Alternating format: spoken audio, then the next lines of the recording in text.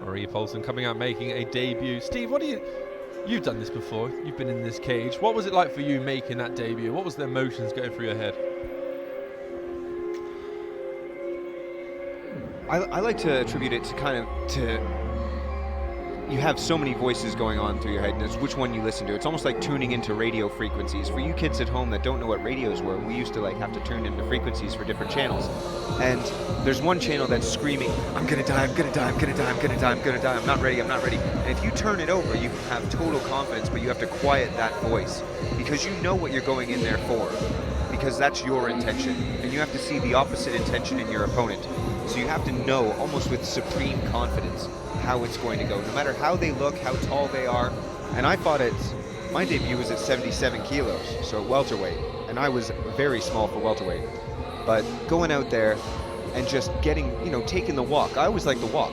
I've always enjoyed that because now it's happening. Now you're in motion, and as soon as you hit that walk, you've done your warm up, you've got your coach with you. You hit the walk, and every single step should be a beat, almost like you're in a musical and you're dancing towards your victory. And I hope that's what Marie Paulsen feels. She's got big smiles, great hairdo. She's ready to rock and roll. And I saw her backstage in the red corner warming up, and I can't believe how confident she is for her debut. Just smashing the pads, having a bit of a giggle. Very good.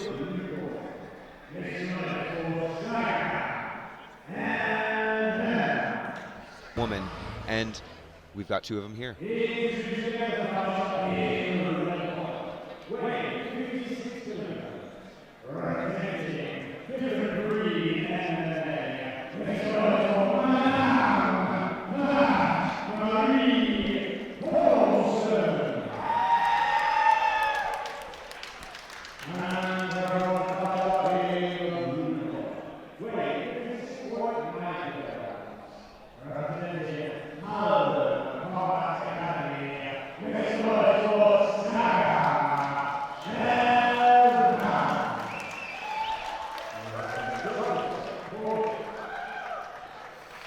Marie Paulsen in the white shorts, Saga Elnaes in the black, very similar sized. Final instructions here from referee Paul Nichols. Now this is the other thing, you get a very professional experience for your amateur debut. Yeah, here in Northampton, very big crowd as well. Sorry, that was a bit of a issue on the graphic there. It's Marie Paulsen who's is in the red corner with the red stripes on her gloves, and Saga Elnaes is in blue. Oh, and Saga Elnaes steps in with the right hand. They're just toe to toe. Double underhooks early. She did really well. Presses her chest to chest there. We see a lot with the Norwegian fighters that they like to turn these into wrestling matches. Look to close the distance. Nice movement here to try to switch the position out as Paulsen, but she gets pressed right back up into the cage. Yeah, good job of keeping her legs wide. Stopping those legs being drawn together. Paulsen's got to dig an underhook. She's got to find that shoulder pop to be able to make some space. There she does, very well. Now she can use that to turn. Great positioning from Saga. Head position, pressure, feet away, shoulder in. Very, very good. Good wrestling from the Norwegian.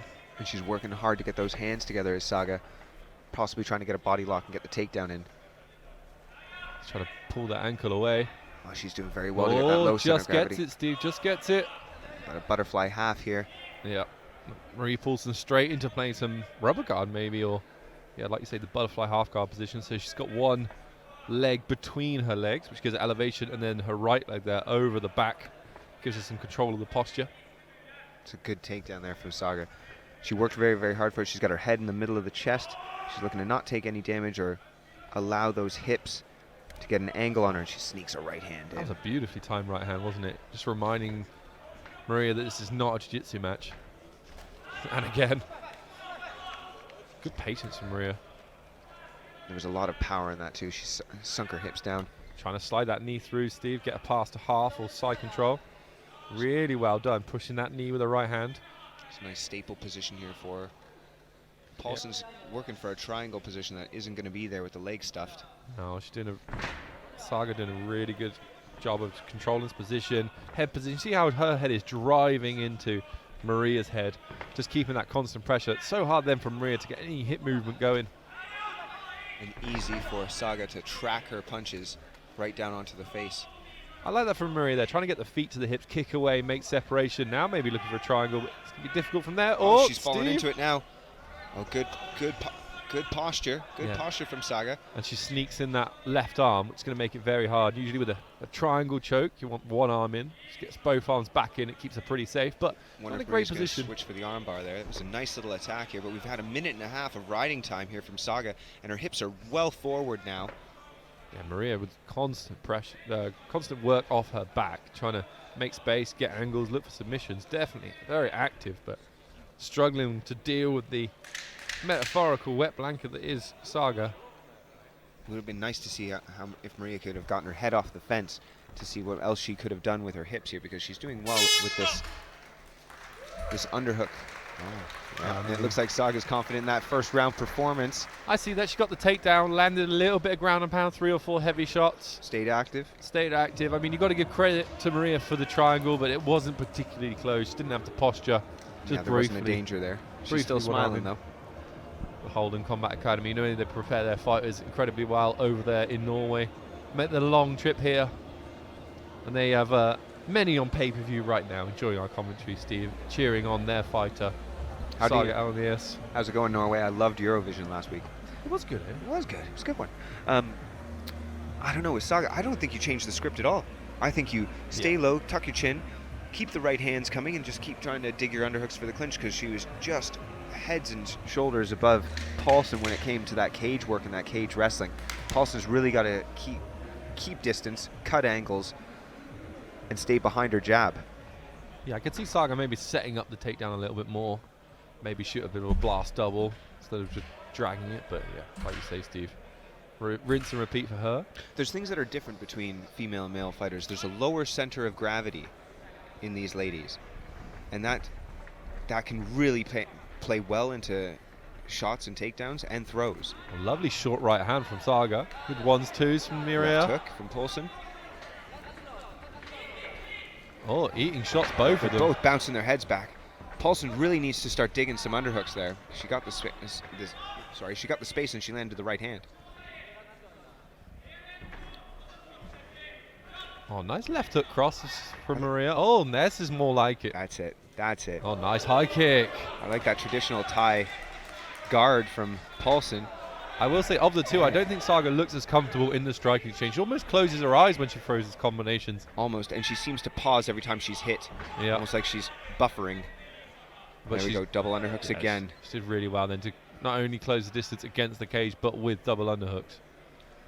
I could see her trying to drag this. Paulsen's just wilting there to the side. That's just great pressure. Oh, beautiful. Just a classic takedown, just body lock. Head position on the top of the chest. Pull those hips in and getting over top of her. Paulsen's posture was all off there.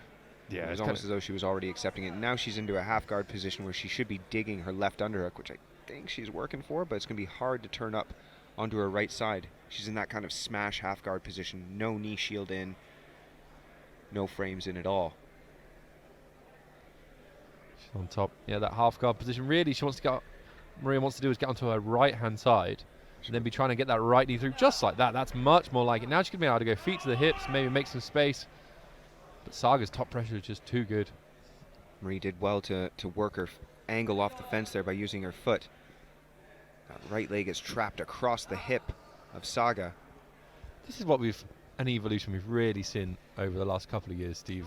We've been commentating is the patience on the groundwork. You would see here before, maybe a few years ago, people desperately trying to pass guard, jumping over, losing position. Now it's the Khabib effect, maybe the constant pressure, the slow increase in the quality of the position. They're not rushing as much from top position, are they? Yeah. And they've got a good way of sinking their hips and lowering them. Whereas I think the opposite is true right now of Paulsen. She had her foot on the hip there. She could have kicked away. And now she's just kind of struggling to make any space and get an angle for herself. She's trying to. And Saga's doing really well. Look at that shoulder pressure that's coming out in that over-under position. That cross face with the shoulder. But Saga hasn't really been doing anything, Steve. She's not landed a lot of ground and pounds. She's just holding. She's been looking to pass. Now this is where we want to see Paulsen start getting her angles off. 10 seconds left. Really, the striking, this could be the interesting part about scoring this second round, right? The striking exchanges all favored Paulsen.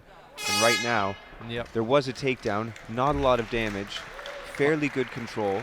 A lot of control time though. And it's the thing is with the judging criteria, it's supposed to be damage, control, and aggression.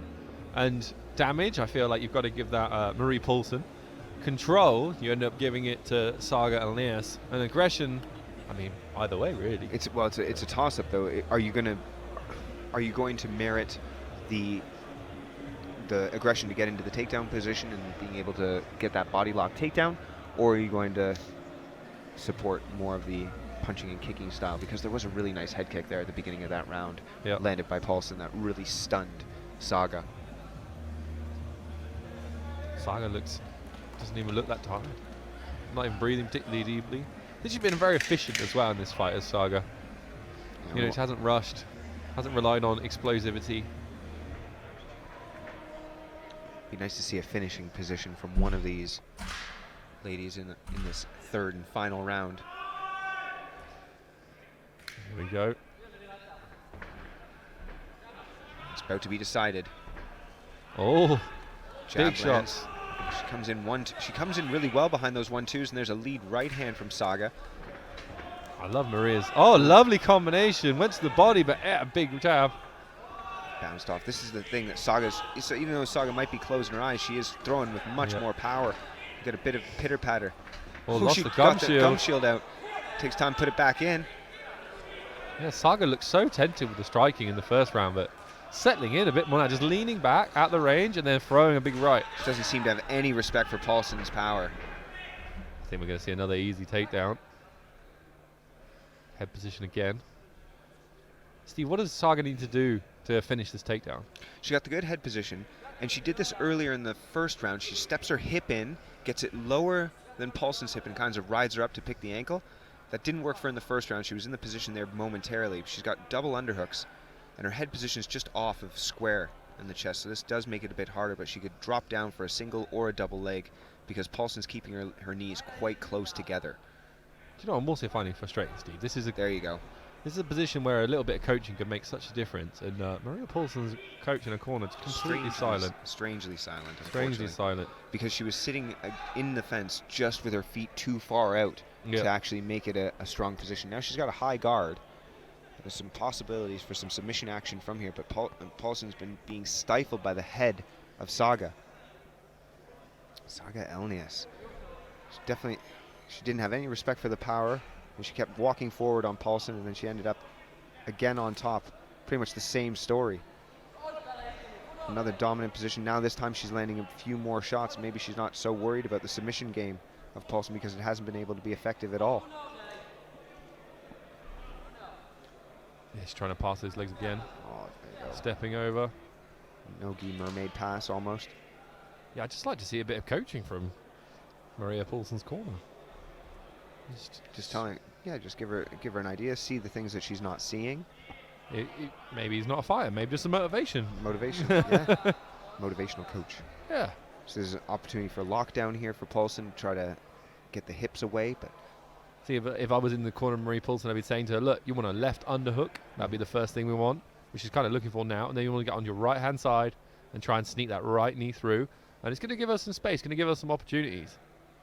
She ends up in the quarter guard. And this is when Elnaes, who should be being coached by her corner, needs to make a statement, posture up, and start laying some shots down to really solidify this third round, the second in the ones that she can easily take. We got 5 seconds left. She hears the knocker, and now she's pounding away. For you children at home, by the way, never advisable to strike when you're on the bottom in mount. No, we see it quite a lot. Your mums do more not than like I'd like that. to see it, to be honest. There we go. Nice turnaround there in the first round. In the second round, there's the head kick, stunned. But then it was just that Elnaes kind of saw what Paulsen had and just said, no, I can beat you to the punch every time, and I can bounce you off of me with the shots. The right hands were brilliant. The jabs from both fighters were good. You saw the head snapped back constantly of Paulsen there in the third round. She's still smiling. She enjoyed her experience, but it was... And the telekinetic coaching from different breed as well. That was good. It's unusual. Augmented reality, maybe. Who knows? Maybe it's like And we get a cartwheel. often your fighter knows what to do. If I was coaching, if I was in your corner, Steve, and you were in the bottom of half guard, don't think I'd say anything because I know that you would know what to do. It'd be irrelevant.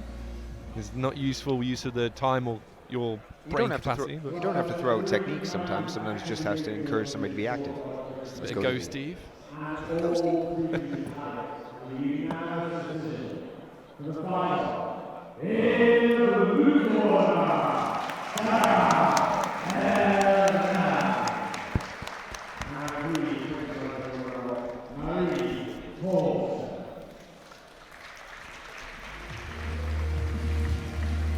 See, Marie Paulsen and Saga Elnaes both look like they could have made this a 5-minute round fight. Yeah, they were both very, very calm, very well composed in their debuts. I don't know what to tell you. There's just a few other things that I would work on. If I'm Marie Paulsen and I'm part of different breed MMA, I am getting wrestling in there every single time from now on. I'm working really, really hard on the wall, working hard on that, and trying to add some stank on some of those punches and some shots, because she was mixing up some really nice combinations, but nothing seemed to have that X factor to it. Whereas Elnaes, every shot she threw, every shot she landed was snapping the head back of Paulsen.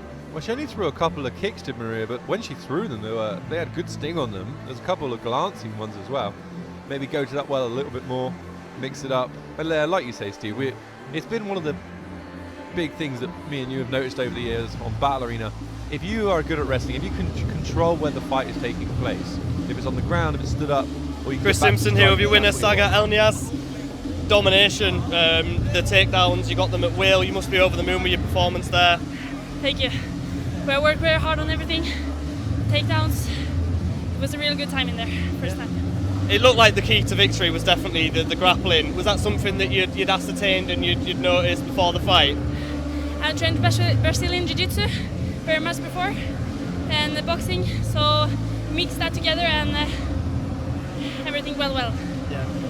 Your walkout song, Zombie, yeah. I think you took some inspiration from that, because you were like a zombie in there. Even when she was punching you, you were just walking through the punches, didn't look to phase you. Is that kind of where your inspiration to your walkout song comes from, is your fighting style? It was a rough song, and I know I needed a rough song to get in there, so it's matched everything. And when are you looking at getting back in the cage and fighting again? Of course, I want to. Yeah. When about another couple of times this year? We don't know anything yet. Well, go enjoy it with your team. Fantastic performance. Thank you very much. Thank you. Cheers, guys. Thank you.